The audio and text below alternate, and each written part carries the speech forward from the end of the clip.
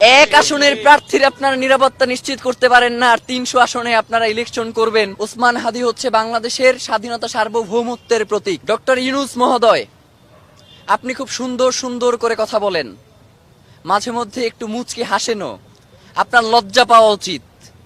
যে ওসমান হাদি আপনার এই অন্তর্বর্তীকালীন সরকার, তিনি তো আসলে কোনো রাজনৈতিক দল এবং মতের মধ্য দিয়ে উঠে আসা সরকার নয়, তিনি তো বাংলাদেশের জনতার সরকার।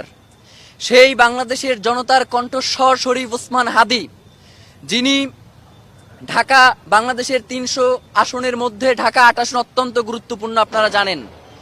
ওসমান হাদি কোনো ঠুনকো ব্যক্তি নয় যে তাকে যে কোনোভাবেই আপনারা বিবেচনায় নিতে পারেন। ওসমান হাদি হচ্ছে বাংলাদেশের স্বাধীনতা সার্বভৌমত্বের প্রতীক। সুতরাং আপনারা ওসমান হাদির নিরাপত্তা নিশ্চিত করতে পারেন না, অথচ আপনারা বলেন ফেব্রুয়ারির 12 তারিখে আপনারা নাকি নির্বাচন করবেন।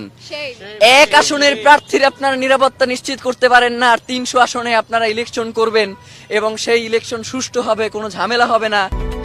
Japan Bangladesh joint venture company JBS holdings limited. এবং সবথেকে সুন্দর নির্বাচন হবে এমন কথা যখন আপনারা বলেন, তখন আপনাদের মুখে আমাদের থুতু মারতে ইচ্ছে হয়। আপনাদেরকে আমরা জানাতে চাই যে ইতিপূর্বেও ওসমান হাদি তার শঙ্কার কথা জানানোর পরেও কেন গোয়েন্দা সংস্থা থেকে তাদের বিরুদ্ধে কোনো ধরনের ব্যবস্থা নেওয়া হলো না। এবং আপনারা জানেন যে এই যে খুনি, এই খুনি ইতিপূর্বেও গ্রেফতার হয়েছে এবং তাকে এই সরকারের আমলেই জামিন দেওয়া হয়েছে।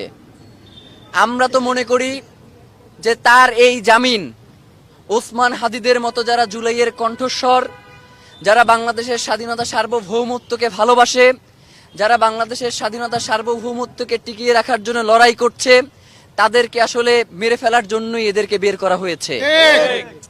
সুতরাং এই দায় কোনোভাবেই অন্তর্বর্তীকালীন সরকার এড়াতে পারে না।